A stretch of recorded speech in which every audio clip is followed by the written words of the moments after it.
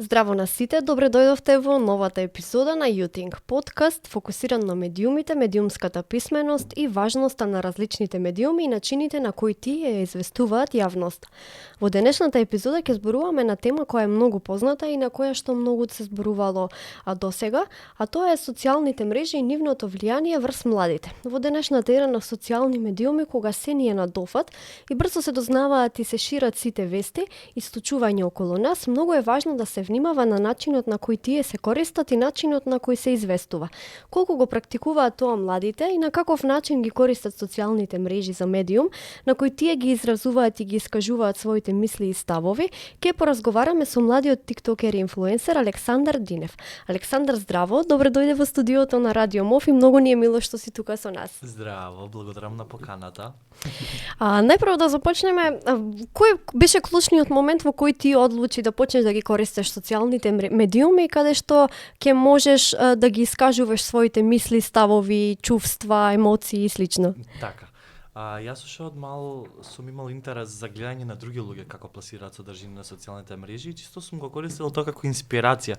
Мислам, колку е кул да земеш да си го документираш животот или случки низ секојдневието или без разлика што и да е. Ми било интересно додека сум ги гледал другите и затоа сум си кажал на себе си, ајде јас да пробам. Можеби ќе биде добро и ете денес сум достигнал до тука и така. Зошто се одлучи баш на таков чекор? Па, реално сум доста креативен, барем се сметам себе си како доста креативен, обожавам да цртам, да танцувам, пеам и така натаму. Само што љубовта за видеографија некако се роди од моментот кога упалив телефон, камера, почнав да снимам, да монтирам. И не знам, ми беше хоби, си опополнував слободното време и на крај прерасна во моја кариера. Што уште до ден денес не ми се верува и тоа го зборувам на сите, дека мојата работа, мојата кариера не се чувствува како да е работа. Затоа што го правам од љубов и е пасија и стварно немам такво чувство дека работам. Да, некако тоа на сите кои што практикуваат нели инфлуенсерство или тиктокерство, тоа им е како некако хоби, пасија, некако заработуваат од тоа, ама не го гледаат како професија или првичен начин на заработка, туку едноставно дека ги исполнува и го прават тоа со многу голема љубов. Да, ама после известно време, мислам, стануваат работите малце посериозни, почнав да соработувам со многу големи брендови во Македонија, а и надвор од Македонија и не ми се верува дека сум на ваква позиција каде што сум моментално и сум преблагодарен за се што ми е пружено до сега. Не би променил ништо, не би престанал да го правам ова, барем дур можам и дур сакам. Така да ми исполнува комплетно. Како одлучуваш што поконкретно да објавиш и да ставиш на твоите социјални мрежи? Во која смисла? Затоа што имам многу тематики кои што ги обработувам. Зависи. Да, во однос на тематиката, како одлучуваш која тема, например, не знам, би дал фокус повеќе, а на која помалку и во кои периоди? Дали има некој, не знам, кога сме пролет, например, гледаш повеќе да снимаш надвор, кога сме зима, гледаш повеќе да снимаш внатре, некој во тој поглед нешто? Да, зависи од тоа како се чувствувам. Доста долго време сакам да ја променам тематиката на која што со кој што сум снимал до сега. Првично правам видеа кои што се скечеви, односно нака смешни некои видеа кај што глумам мајка, баба, не знам, брат, сестра.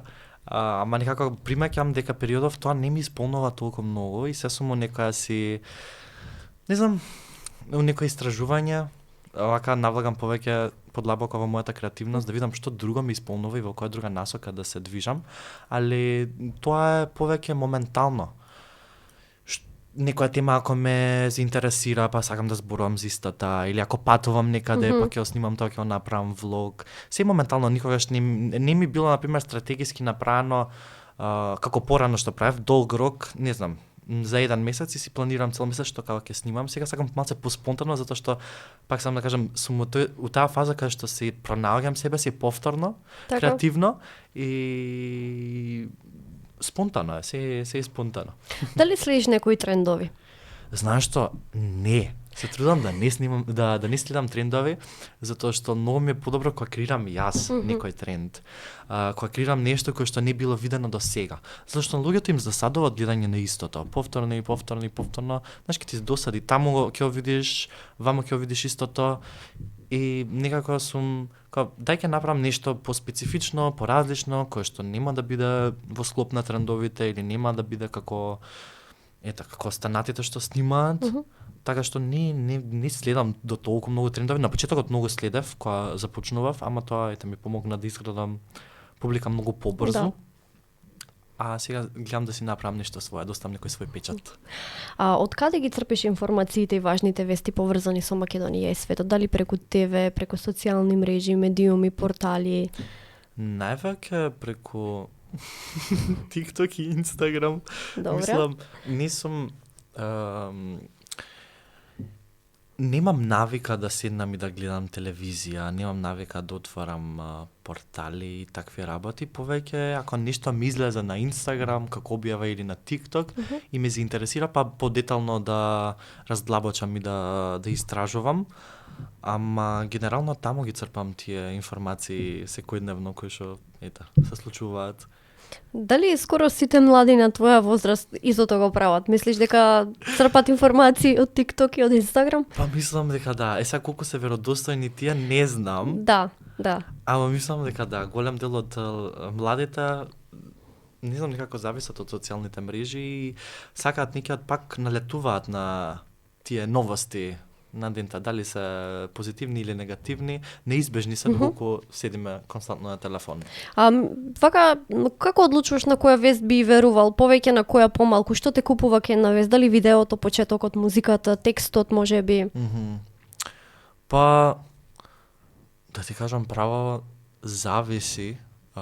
Например, ако медиумот или профилот кој што го има постирано тоа, се има докажано во минатото дека е веродостоен и дека не шири лажни информации, тогаш верувам. Ама некои вести кои што се намерно направени или дури видеата на денешно време може да се измонтираат, мислам, на начин каде што да кажеме може видео од тебе да се направи како кажуваш нешто кое што го немаш ниту кажано со AI. Така и многу е потешко сега да се осознае дали е нешто веродостојно или не. И мислам, ме плаши тој момент. Да, некако толку е напредната технологијата што веќе се гледаме со доза на резерва да видам, да проверам дали е точно, дали не е. Бекап информација се најде баш. Така да тоа треба повеќе да се раздлабочи и да се видат изворите од кај доаѓаат тие информации, кои профили ги шират. Така. Какво е генералното влијание на јутуберите и тиктокерите врз младите? Зависи до инфлуенсерот, контент креаторот, како и да кажам. Мислам, јас се трудам моето, лично, можам да кажам од свое искуство, се трудам да биде позитивно. Така. Мислам, нема поента зашто да се шират вулгарни работи, говор на омраза или слично. Сега сум избегнал такви некои драми и глупости. Така што се трудам да е позитивно, ама не можам да кажам дека и нема луѓе кои што влијаат негативно. Се зависи уствари и до децата, тинејџерите, младите што консумираат, ама и до родителите кои што веќе надгледуваат што консумираат секојдневно нивните деца на социјалните мрежи. Мислам, јас како родител не би дозволил, да кажеме, моето дете да гледа некој кој што пцуи во видеа, кој што прави, не знам, некои си неморални работи, прави некои лоши трендови, следи некои лоши трендови, затоа што децата се како сунгери, примат информации, веднаш учат од тоа што го гледаат, така да тоа е многу важно да се избегнува. Да, кои се според тебе вака позитивни работи од следење на јутубери, тиктокери кои што нудат квалитетна содржина? Можеш ли некој пример поконкретно да ни дадеш? Па може многу да се научи, реално. Јас сум учел многу од контент креатори. Например, ако зборуваат за ментално здравје или за некои работи кои што не сум ги знал до сега. Јас сакам многу да готвам. Ти тоа влијае позитивно. Мислам, учам многу рецепти како да готвам. Така да, може да влијае многу позитивно доколку знаеме како коректно да ги користиме социјалните мрежи. Доколку знаеме на кои креатори се не знам, се наслонуваме, кој следиме, како следиме. Мислам, на крај денот тоа е избор. Реално. Да, точно. Секој од нас може да кликне unfollow, може да блокира некоја личност доколку стварно претерува со некои работи. Така што се е во наша моќ. Сега ние дали ќе избереме да гледаме нешто што позитивно ќе ни влие или негативно, останува на нас. Да, тука од друга страна нели имаме и негативни страни. Дали некојаш до сега си се соочил со навреди, говор на омраза, омаловажување? Секојдневно. Да? Мислам, често се случува тоа. Неизбежно е, нормално е. Мислам, јас и очекувам да имам говор на омраза, очекувам луѓето да немаат најсјајно мислење за мене, затоа што константно се експонирам јавно. А колку повеќе се експонирам, толку повеќе градам публика, а истовремено градам не само и позитивна публика, туку и публика која што не ме сака толку многу. Изложен сум на тоа константно, ама се трудам да не ме афектира скоро никогаш, ама неизбежно е некогаш да има ефект. Врз било кој да. Така. Мислам, не сум камен човек сум. Да, фала Богу, нормално и позитивно и негативно влијае врз сите нас. Какво влијание имаат тие врз тебе негативни коментари, да ги кажеме? Па, многу често сум се затварал дома, не знам, сум пазал за некои работи кои што луѓето ги приметиле кај мене, а јас не сум бил свесен за истите. Што знам, моментално е, мислам. Така, не е долгорочно. Да, и во моментот кога зависи како се чувствувам, ако некогаш имам периоди кај што не сум сигурен во себе, кај што имам ниска самодоверба, тогаш по лошо влијаат врз мене, така. А ако имам висока самодоверба, ако повеќе се грижам у тие моменти за себе си, ментално сум по-окей, нема такво влијание. Не може да ме срушат. Да, дали имало некои моменти каде што едноставно се сомневаш во себе, ти се намалува самодовербата, па почнуваш да се сомневаш, да викаш не сум доволно добар за ова, можеби треба да се подобрам на некој начин. Да, ама јас тоа не го гледам како нешто лошо, тоа го гледам како баш напротив здраво. Секој од нас треба да биде свесен дека не е перфектен. И секој од нас треба да цели кон тоа да се подобрува. Не мора да значи да си најдобар во тоа што го правиш, но да се трудиш да си подобар од вчера. Јас, например, не знам зошто вака мојот мозок размислува, ама сум некако сум си ставил во глава дека не сум доволно добар. Иако резултатите покажуваат дека не е тоа така. Да. Мислам, огромна публика ме следи, видеата ми се стварно квалитетно направени, ама ете нешто у мене ми вика, има многу подобри од тебе, ти не си доволно добар, ќе пробаш сега подобро да направиш ова. И некако се предизвикувам сами од себе си, мада знае тоа да влијае негативно, но повеќе ми влијае позитивно, затоа што повеќе учам, повеќе се трудам да бидам подобар, така влијаело во такви ситуации на несигурност. Да, тоа е добро што го гледаш на некој начин како мотивација за да излезеш подобар од секоја следна ситуација која што нели може да ти се случи, може на секој да му се случи кој што се појавува јавно. Дефинитивно, да. Во однос на тоа, дали сметаш дека треба да постои одредена регулатива или пак некаков етички кодекс за социјалните мрежи, односно стандарди за да не се шират дезинформации, говор на омраза, при тоа инфлуенсерите да се припазуваат што продаваат, дали продаваат проверени производи и слично. Скрос. Дури и луѓето кои што ги следат, доколку нешто не е во ред, да го репортираат видеото или каква и да е објавата, се со цел да укажат на креаторот, да не знам, да му дадат повеќе свесност за тоа што е објавено, а и меѓу другото, пак ќе кажам, да се избегнуваат таквите креатори кои што прават такви содржини. Мислам, тоа е пак сведено на избор и мора да се пази што консумираме. Некаде читав, викам, тоа што го гледаш, тоа што го консумираш, станува дел од тебе и така почнеш и ти да реагираш. Ако гледаме цело време негативни луѓе, кои што шират негативност, навредуваат други луѓе, ја примаме таа енергија и ние стануваме такви. Но ако ние следиме луѓе кои што шират позитивност, ни укажуваат дека има подобро утре, дека можеби сега е тешко, ама ќе биде подобро, тоа така сме и ние. Така и ние размислуваме. Така. Мора да сме селективни за тоа што се гледа. Дали пак имаш размислувано што поконкретно би ставила еве доколку имаш можности во таа регулатива или етички кодекс кој што би се почитувал еве да кажеме на ниво на Македонија? Што вака тебе лично ти смета, ти пречи и сакаш да се поправи? Или што да се забрани, да не се прави, да се намали нивното влијание? Навредување, дефинитивно. Би кажал тоа, затоа што без разлика дали и да е некој познат на социјалните мрежи или не, навредувањето е константно дури на луѓе кои што не се експонираат јавно. Да. Мислам, булинг, сайбербулинг се прави на ученици, на другари, си прават едни меѓу други, луѓе кои што не ги познаваат, си прават сайбербулинг едни спрема други и тоа не само што влијае на креаторите, туку и на луѓето кои што не се експонираат јавно.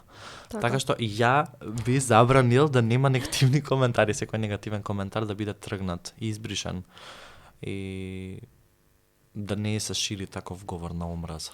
Да, нели имавме и случаи во последно време кога и од МВР реагираат нели на напишани коментари и па тој што го напишал се соочува со санкции. Мислам дека некако на некој чекор можеби се подобруваме во тој поглед.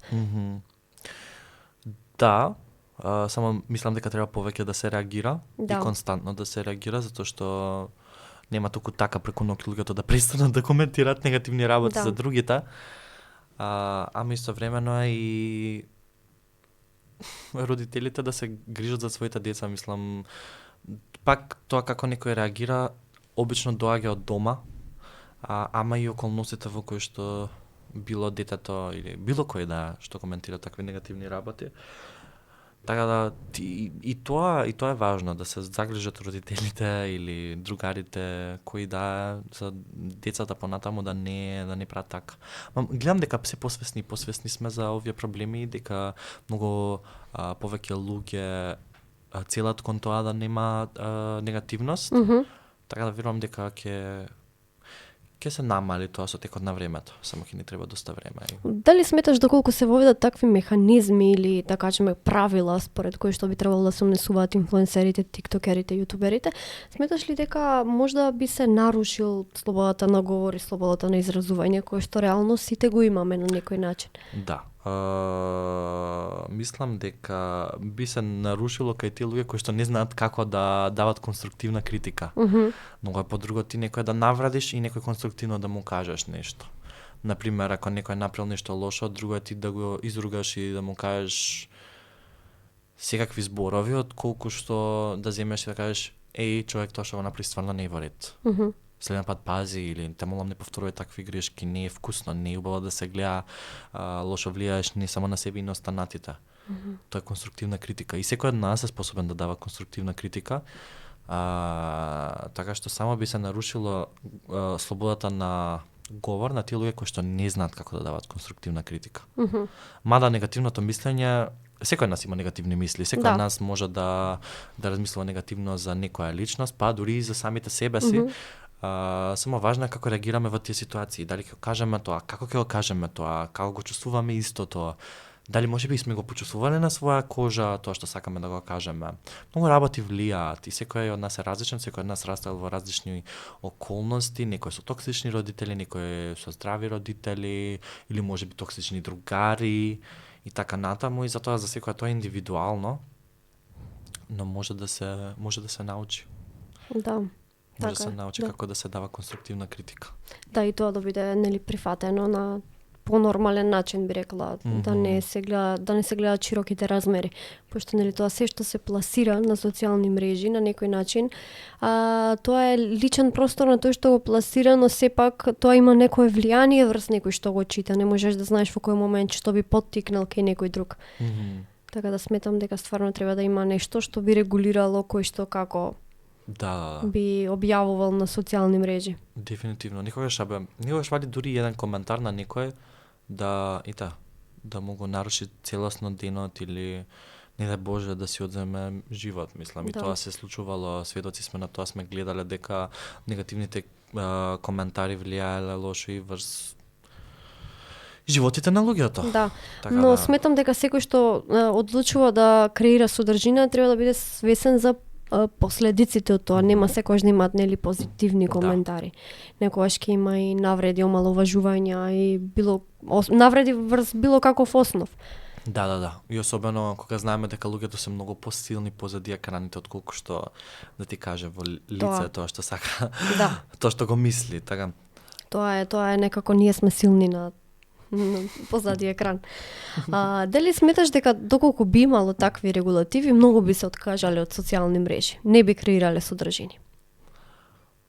Па тие што живеат од тоа би се откажале, пошто има луѓе кои што живеат само од негативност и од драми и од некои си такви лоши трендови, да кажам, говор на омраза, тоа заработуваат, тоа прават пари. Мене тоа не ми е.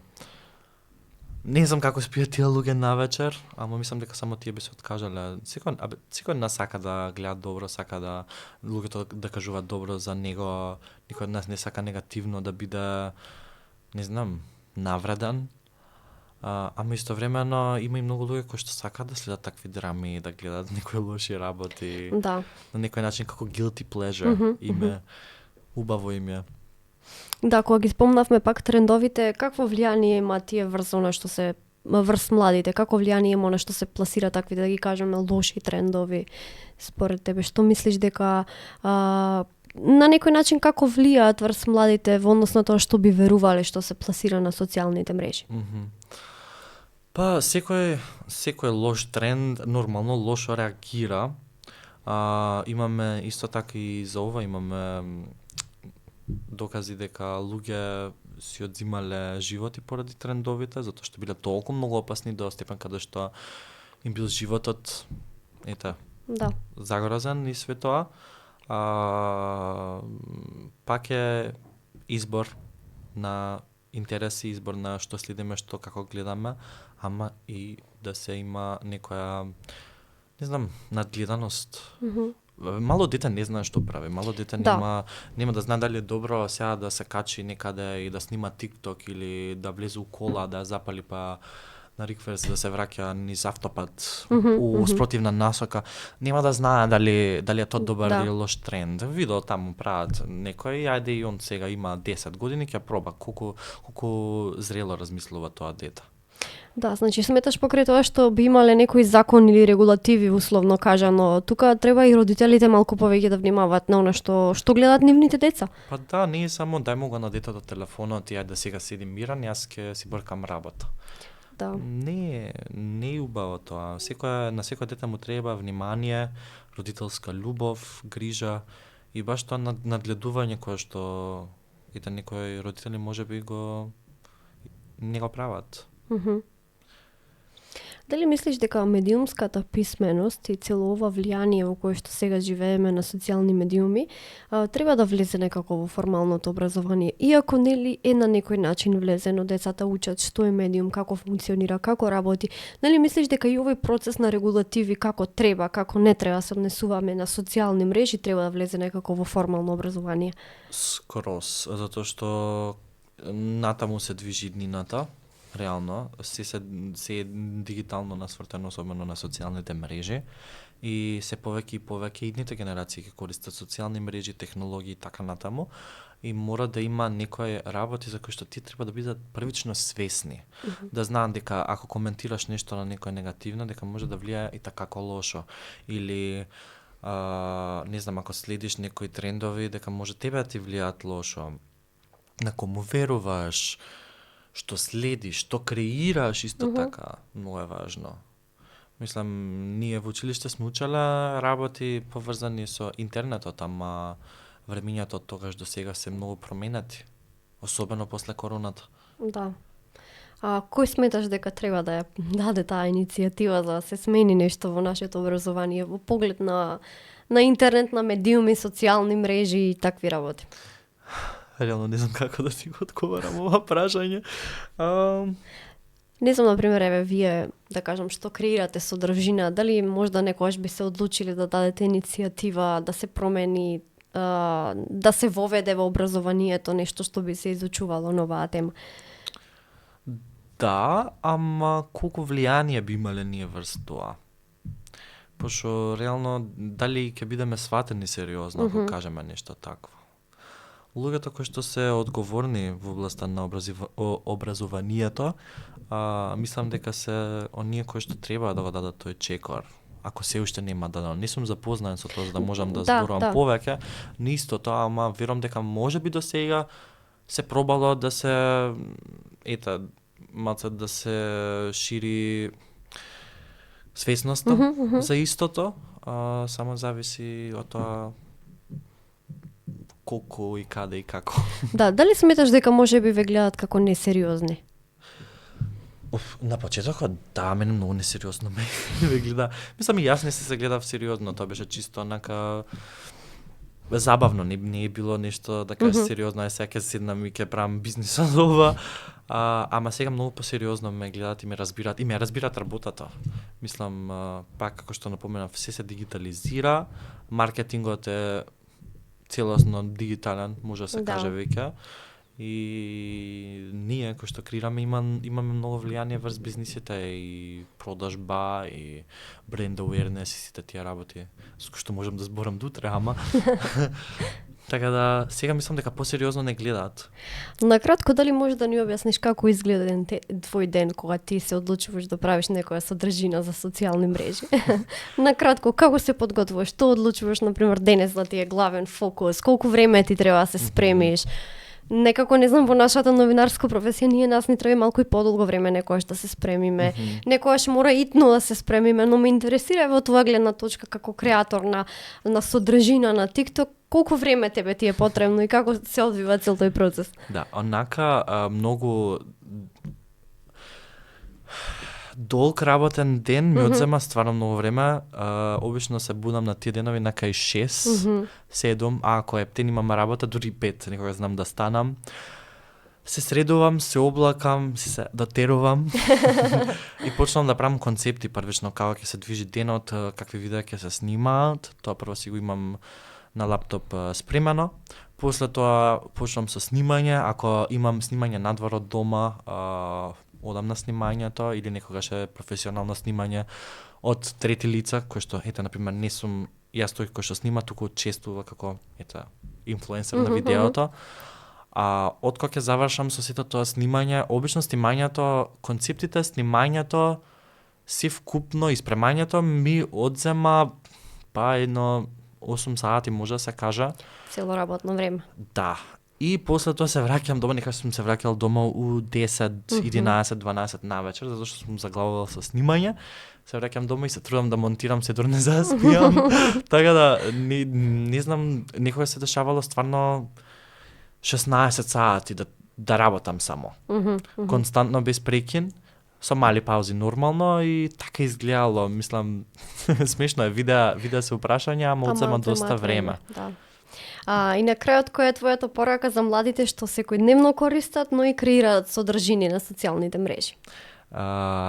Да го лимитираат тоа некогаш, затоа што е многу важно да имаме време со себе.